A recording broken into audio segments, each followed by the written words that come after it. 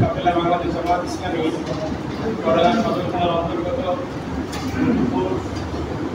নিয়মভিত্তিক আয়োজিত আজকের ওলামা বিভাগের ওলামা সম্মেলন এবং ওয়ার্ডের সকল অনুষ্ঠানের উপস্থিত চট্টগ্রাম জেলা জামাতের সম্মানিত সহকারী সেক্রেটারি এবং চট্টগ্রাম ১ আসনের বাংলাদেশ জামাত ইসলামী মনোনীত এমপি প্রার্থী জননেতা অ্যাডভোকেট ভাই মোহাম্মদ মাসুদ পারভেজ রাসেল উপস্থিত, চট্টগ্রাম জেলা জামাতের তালিম বিভাগের সম্মানিত সভাপতি মাওলানা মোহাম্মদ জিয়াউল হক উপস্থিত, জেলা ইউনিটের সম্মানিত সদস্য এবং প্রবীণ এলাকার নেতা আব্দুর রব উপস্থিত, চট্টগ্রাম সদর আমির বিলাল হোসেন, চট্টগ্রাম সদর সেক্রেটারি ভাই সহ অন্যান্য নেতৃবৃন্দ এবং দুপুর ইউনিয়নের বিভিন্ন মসজিদের সম্মানিত ইমাম ও খতিব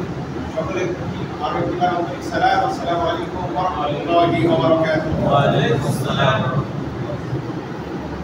আমি আজ যাদের সম্মুখে উপস্থিত, আপনারা জাতির শ্রেষ্ঠ সন্তান, জাতির রাহাবার, সূর্য সন্তানের এক অংশ আমরা সামনে নিয়ে বসেছি।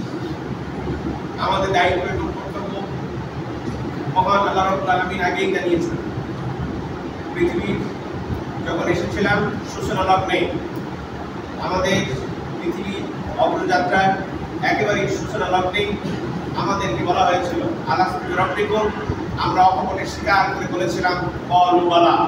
এই অবস্থা সবসময় আমরা জানি কালক্রমে স্রোতের ধারাবাহিকতায় এবং শয়তানের অসংসায় এবং পাশ্চাত্য সভ্যতার বিনাশে আমরা আজ নিজেকে পশ্চাৎগামিতায় নিজেদেরকে ধাবিত করেছি।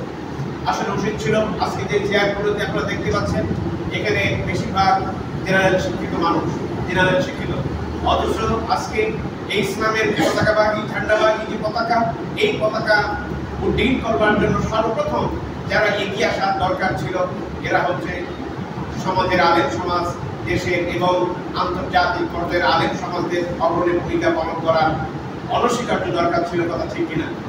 সর্বপ্রথম যখন মহান আল্লাহ রাব্বুল আলামিন আমাদেরকে মানব ইতিহাসের কথা তিনি শোনালেন আর বললেন ইন্নী জাইলুন ফিল আরদি খলিফা, মানব ইতিহাসের সর্বপ্রথম কাজ, সর্বপ্রথম দায়িত্ব খলিফার দায়িত্ব, নট নামাজ, নট সালাত, নট সত্যবাদিতা। আমাদের খলিফার দায়িত্ব। আজ খলিফার দায়িত্বকে ভুলে গিয়ে আমরা পশ্চাৎগামিতায় নিমজ্জিত হয়েছি। সেই পশ্চাৎগামিতা নিজেদের স্বার্থ, নিজেদের সেই উন্মাদনায় নিজেদেরকে ধাবিত করে আমরা সমাজ, দেশ ও জাতি থেকে বিচ্ছিন্ন হয়েছি। সম্মানিত ইমাম ও খতিব এবং আমার নেতৃবৃন্দ, আজ ইসলামের যে দুরবস্থা আপনারা সচক্ষে দেখতে পাচ্ছেন, এইখানে সর্বপ্রথম আমাদেরকে এগিয়ে আসা দরকার। যুগে যুগে আমরা এগিয়ে এসেছি, আমরা সেই বালাকোটের সেই যুদ্ধ থেকে হেরে গিয়ে এ পর্যন্ত আমরা আর মাথা উঁচু করে দাঁড়াতে পারি নাই।